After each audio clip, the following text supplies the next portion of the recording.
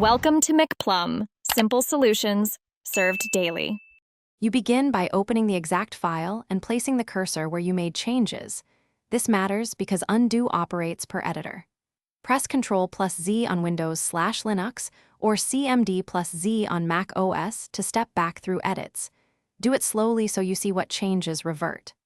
Once done, make sure you don't switch tabs if you intend to continue undoing, because each tab keeps its own undo history. That's why focusing the right editor first is important. If simple undo isn't enough, use redo with Ctrl+Y or CMD+Shift+Z to move forward again. This helps you compare states quickly.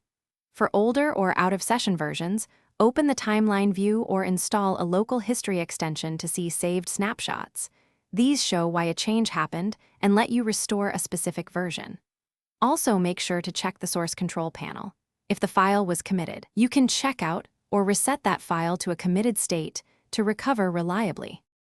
Finish by testing the restored code so you catch regressions before saving. This confirms why you reverted and prevents repeating mistakes. Once satisfied, commit the restored version or save a backup copy so you have a stable checkpoint. If you can't find the edits you undid, don't panic. Use git reflog or a local history extension to search prior states. That troubleshooting tip often recovers work that fell outside the in-memory undo stack, and it's a lifesaver when session data is gone. Thanks for watching. Stay juicy and subscribe.